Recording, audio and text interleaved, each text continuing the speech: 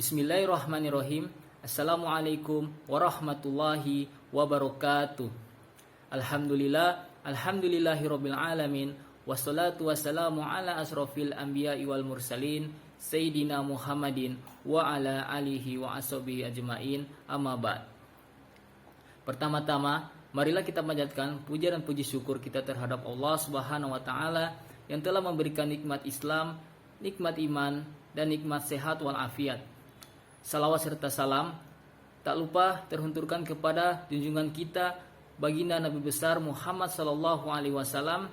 Semoga percikan dan rahmat beliau terus bercucuran kepada keluarga, sahabat, dan insya Allah syafaatnya sampai kepada kita yang masih menjalankan sunnah-sunnah beliau. Sebelumnya, perkenalkan, nama saya Muhammad Ikhlasul Nur Simanopo. Saya berasal dari kelas PAI 6D.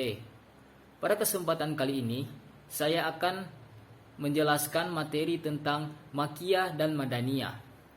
Para sarjanawan muslim mengemukakan perspektif mereka tentang terminologi dari Madaniyah dan Makkiyah, yaitu 4 perspektif mereka. Yang pertama, masa turun atau zaman an-nuzul. Yang kedua, tempat turun atau makan an-nuzul. Yang ketiga, objek pembicaraan atau mukhatab. Dan yang keempat, tema pembicaraan atau maudu.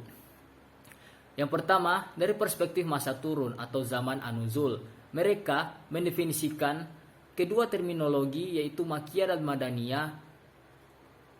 Ialah yang pertama Makkiyah, yaitu ayat-ayat yang turun sebelum Rasulullah Shallallahu Alaihi Wasallam hijrah ke kota Madinah, kendati pun bukan turun di Mekah. Sedangkan Madaniyah ialah ayat-ayat yang turun sesudah Rasulullah Shallallahu Alaihi Wasallam hijrah ke Madinah, walaupun bukan turun di kota Madinah. Ayat-ayat yang turun setelah peristiwa hijrah Nabi ke Madinah disebut Madaniyah, walaupun turun di Mekah atau di Arafah. Seperti terdapat pada surah An-Nisa ayat 58 yang dikategorikan sebagai Madaniyah, kendati pun diturunkan di kota Mekah, yaitu pada peristiwa terbukanya kota Mekah atau Fathul Mekah. Begitu pula yang terdapat pada surah Al-Maidah yang termasuk kategori Madaniyah, walaupun tidak diturunkan di Madinah karena ayat itu diturunkan pada peristiwa Haji Wada.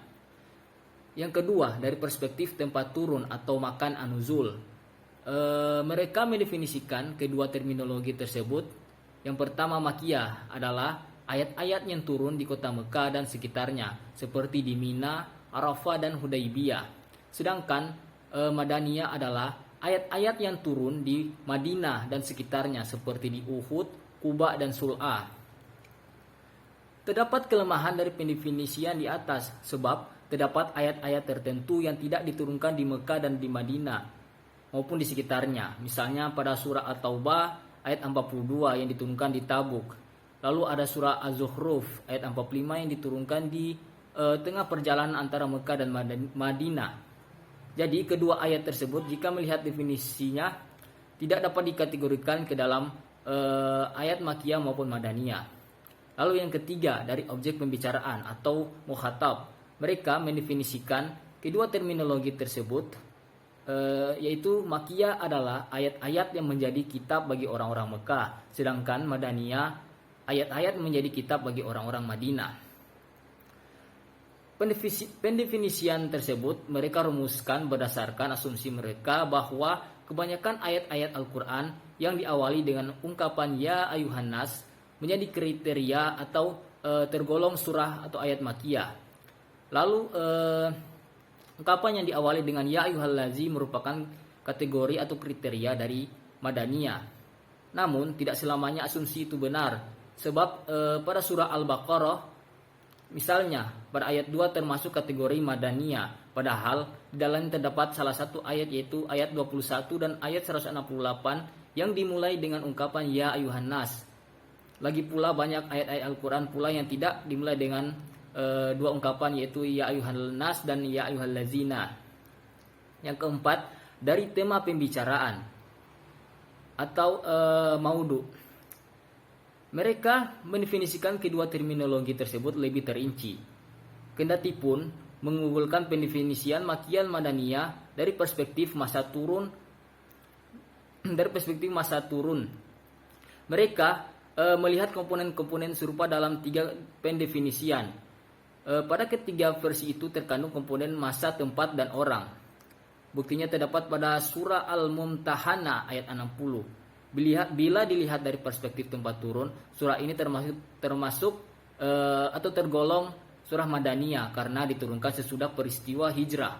Akan tetapi, dalam perspektif objek pembicaraan, surah itu termasuk Makkiyah karena menjadi kitab bagi orang-orang Mekah.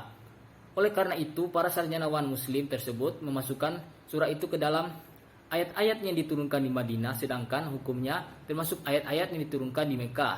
Jadi, dapat ditarik kesimpulan bahwa Makkiyah adalah ayat-ayat Al-Quran yang diturunkan kepada Rasulullah SAW sebelum beliau hijrah ke Madinah, walaupun ayat tersebut turun di sekitar atau bukan pula di kota Mekah, yang pembicaraannya lebih ditujukan untuk penduduk Mekah. Sedangkan Madaniyah adalah ayat-ayat Al-Quran yang diturunkan di Madinah dan di sekitarnya, walaupun turunnya di Mekah dan pembicaraannya lebih ditujukan untuk penduduk Mekah.